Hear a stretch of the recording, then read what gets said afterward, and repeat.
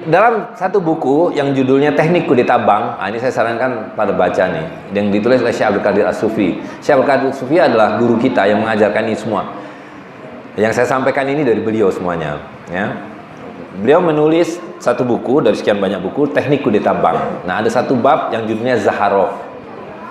Nah, beliau bercerita bahwa negara itu yang semula disebut sebagai negara kesejahteraan, yang katanya itu negara didirikan untuk mensejahterakan rakyat, kan kemudian dikudeta oleh para bankir ini, yang akhirnya negara ini menjadi alat bankir untuk menjalankan sistem ribanya. Nah, nggak ada yang tahu, kecuali kita hanya memberikan indikasi-indikasi. Ada Zaharov, ada keluarga Rothschild, ada keluarga Rockefeller, ada Loeb, kira-kira 300-400 keluarga. Tapi pernah kita dengar orang-orang itu? Nggak pernah. Kalau ada rapat-rapat tahunan, yang rapat adalah para presiden di bawah G20, G8, dan seterusnya. Ini kan boneka-bonekanya, iya kan? Yang berkuasa adalah di belakangnya. Nah, ini yang disebut mobokrasi. Jadi satu penjelasan pasti benar dari Rasul SAW tadi kan, bahwa zaman itu berubah-ubah seperti siklus. Karena dari Minhajun Nubuwah akan kembali pada Minhajun Nubuwah. Nah, ada penjelasan yang lebih detail, yaitu dari Ibnu Khaldun, bahwa perubahan itu terjadi dalam 4 generasi. Kita di sekolah kan diajarkan kehidupan itu kayak garis lurus, pramodern, primitif, kuno, menjadi modern, maju, dan seterusnya. Kenyataannya nggak begitu. Kehidupan itu seperti orang hidup ini, lahir, besar, tua, busuk, mati. Nah, begitu dia mati, lahir lagi yang baru. Gitu. Nah, Ibnu Khaldun menjelaskan setiap 4 generasi akan timbul satu peradaban yang baru. Ada satu penjelasan lagi dari satu ilmuwan dari Yunani namanya Polybius. Polybius itu mengaitkan secara khusus sistem politiknya. Jadi dia mengatakan bahwa kehidupan fitrah itu dipimpin oleh personal rule yang kita sebut sebagai para raja atau para sultan. Itu akan mengalami pembusukan karena kemudian akan menjadi tiran. Nah, akan muncul kemudian para ksatria yang kemudian menghasilkan apa yang disebut sebagai aristokrasi. Nah, aristokrasi juga akan mengalami pembusukan karena akan menjadi tiran-tiran juga, kecil-kecil, akan menghasilkan oligarki, yaitu segelintir orang yang berkuasa. Nah, oligarki karena dia kemudian menjadi tiran juga akan menghasilkan rakyat akan menuntut menjadi demokrasi.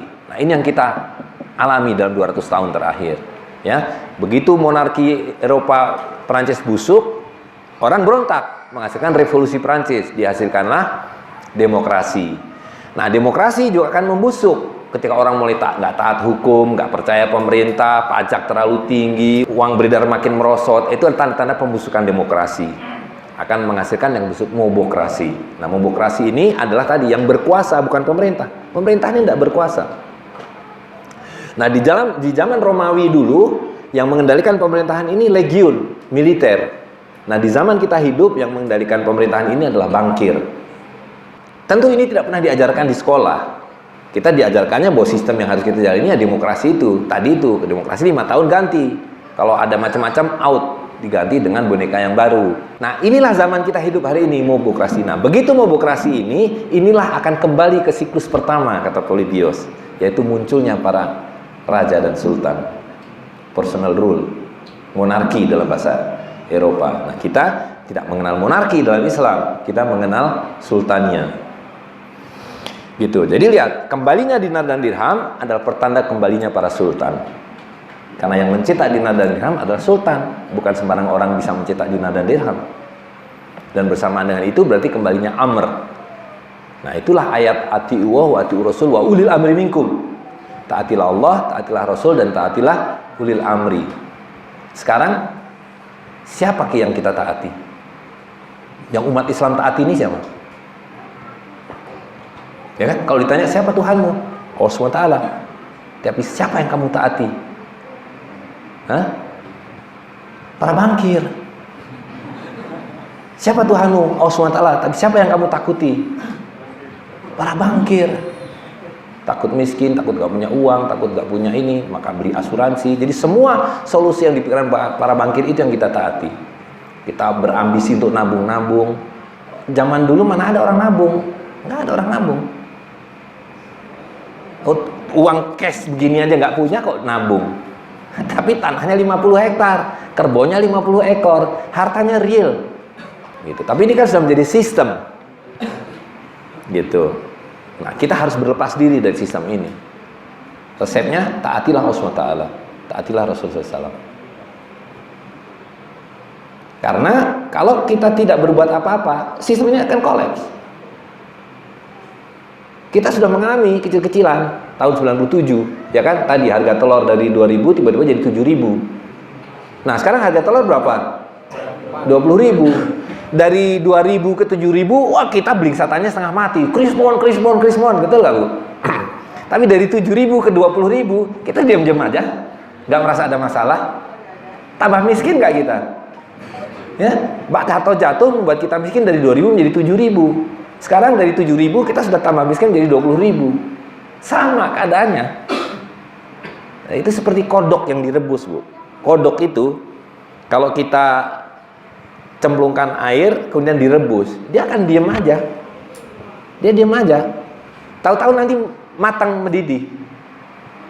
Gitu. Karena dia punya kemampuan untuk menyesuaikan. Anget, panas, tahu-tahu mati. Nah, sama dan kita. Kalau kita tidak melakukan perubahan, kita akan mati seperti kodok rebus. Ya kan? Dan Allah SWT sudah mengatakan, la yughayyiru ma biqaumin hatta yughayyiru ma bi anfusihim. Allah tidak akan merubah nasib kita. Allah tidak akan mengangkat kezaliman ini kalau kita membiarkannya. Gitu. Maka jadilah pemula yang memulai datangnya kehidupan baru, minhajun nubuwah. Jadilah sabiqunal awalun. Ya, karena satu orang bisa mengubah kehidupan dunianya. Daulah Utsmani yang begitu besar tidak akan pernah ada kecuali dimulai oleh satu orang yang namanya Amir Orhan Ghazi. Betul nggak? Daulah Andalusia yang begitu hebat tidak akan pernah terjadi kalau tidak dimulai oleh satu orang yang namanya Abdurrahman, Amir Abdurrahman ketiga, yang lari dari Damaskus dikejar-kejar oleh dinasti Abbasiyah. Jadilah satu orang yang mengubah dunia itu. Kalau tidak, kita semua akan jadi kodok rebus.